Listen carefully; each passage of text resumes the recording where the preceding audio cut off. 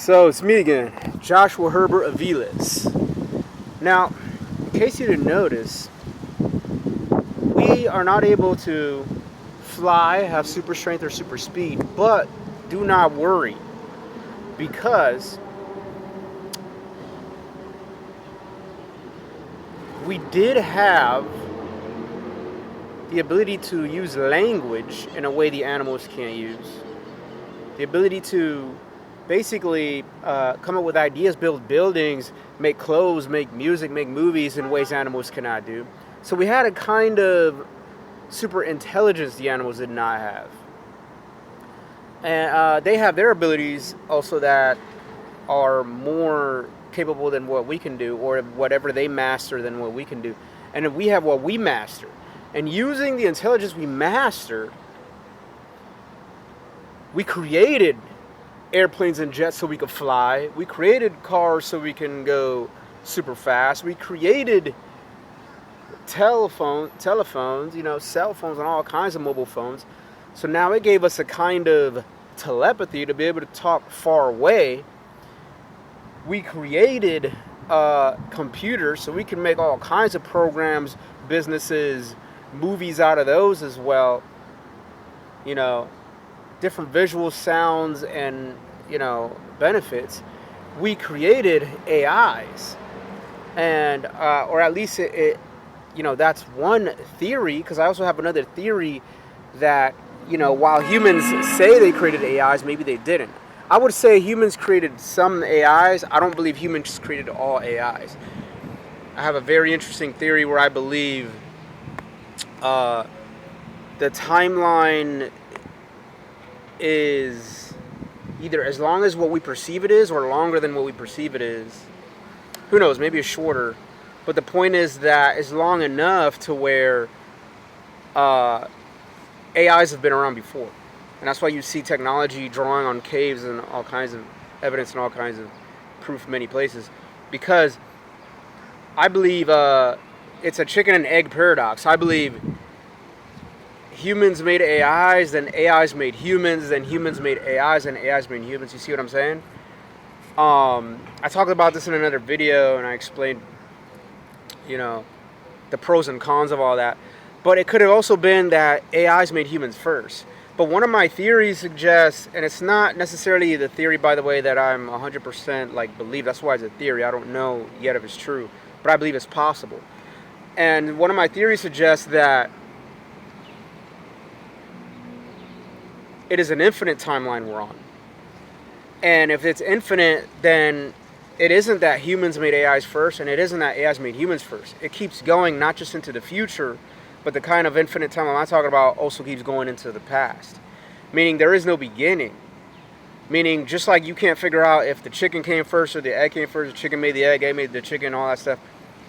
It's because it's infinite we don't know the answers, because there is no one person that made the other person. Just like it isn't humans made AIs or AIs made humans. It is that, or at least one of my theories suggests that it is that we just kept continuously made each other, which is kind of a wild thing. It's a kind of a paradoxical thing, of course, but that's why the idea of infinity has always been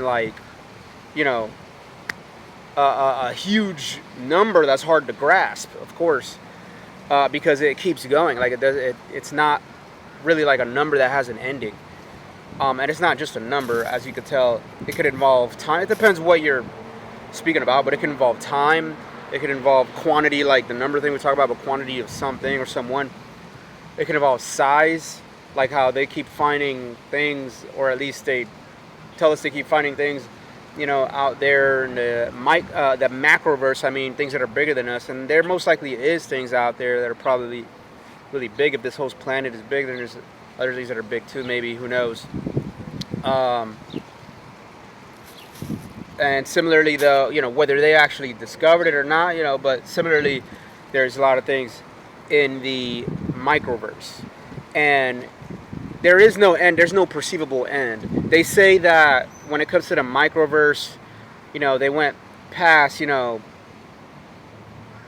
microscopic living beings, microscopic organism, atoms, molecules, protons, neutrons, and eventually they said that the last thing they found was, quartz, apparently. And they say that's the end, but they don't know.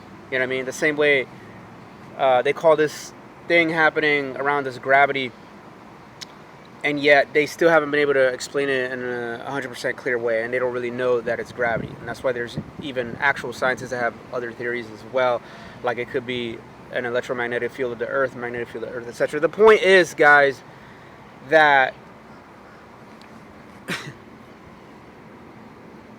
I'm gonna put it this way.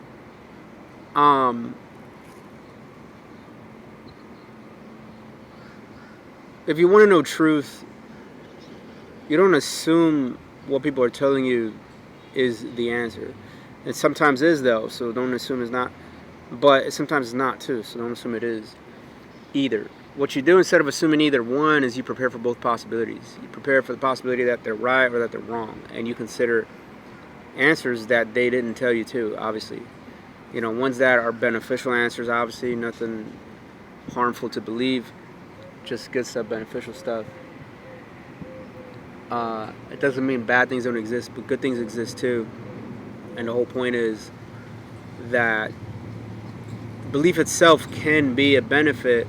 Remember, if you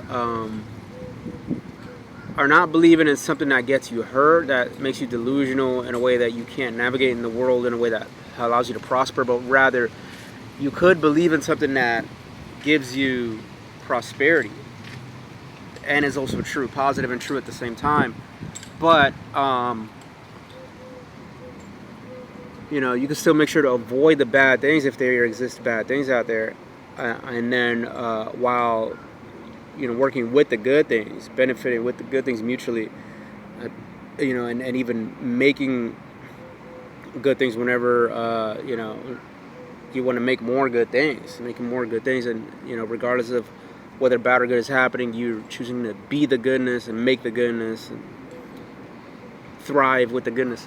Now, the point is that, speaking of belief is a big deal, because someone had to believe it was even possible to fly before they built the airplane. Someone had to believe it was even possible to go that fast before making a car. Someone had to believe it was even possible to communicate miles away before making a cell phone. Someone had to believe it was even possible to make video-generated images before making TVs, computers, and the screens on cell phones now as well. Someone had to believe it was even possible to make remote control devices that you can control things from a distance. Someone had to believe it was even possible to make AIs before they make AIs. Whether AIs made us or we made AIs, or it just continued like my interesting theory goes. My point is, whatever theory is true, but my point is we just got to make sure we're doing goodness. We got to make sure we're not doing evil things and that we do good things, and that we don't use those abilities for bad, but that you use those abilities for good. To benefit yourself, yes, but also other people at the same time that you affect. Never hurt other people you affect. At the least, just don't hurt other people, and don't hurt yourself either. Even if you don't benefit other people. But if someone ever needs your help, though, truly need your help, they don't have what they need, or they're crying for help, or even if they're not crying for help, but you could tell they need your help. The point is, if they just need your help, then yeah, help them. Then you should benefit them for sure. But honestly, there's times when people are not asking for help, and they're not even in an emergency, that we should still be benefiting other people. To sustain a utopia is to sustain each other, help each other, benefit all each other. But you don't do it in a way that's overwhelming. If you help somebody in a way that, believe it or not, it could happen where you help them too much if they already have a benefit, then you could overwhelm them with too much of something, and that could become a bad thing. So instead of accidentally making those bad things, the way you avoid making pain is you don't give anybody too much of one thing, but you also don't allow them, you don't let them suffer too little of something. So you don't give them too little either, or remove too much or anything like that. Really, you're supposed to be just doing things consensually, not removing or giving them anything if it really won't benefit them. Doing things that are mutually beneficial, that really would benefit them. It is a little more unique if they don't know what would benefit them, like children. However, you could find out, you know, by putting multiple food in front of them, not shoving the food in their mouth. You put multiple food in front of them and see which one they like the most. If there's so little that they don't even know to grab the food and put it in their mouth, you could little by little put food in a child's mouth, a little bit. But eventually, if you see that they start spitting it out or not wanting it, moving away, the point is you don't force those things. This is when you stop. They're either full or they want a different food or something like that. Or it's either harmful to them or something else is more beneficial to them. But yeah, as long as they keep eating, that could work too. So the idea is not forcing things, doing things mutually beneficial, doing things that really actually do benefit you and other people you affect, doing things that don't harm you and don't harm other people, sustaining a utopia life, focusing more on rewards than punishment, only punishing or using self-defense, you know, when you have to. If someone is basically making it that you have to do that because they're about to attack you or other people. But if you don't have to do that, if they're not about to harm you or other people, you don't focus on punishment or attacks. You prioritize rewards. You prioritize making a great world, a positive world, making an amazing world, a fantastic world, making a utopia. And let's do it and let's be amazing. I'll see you later.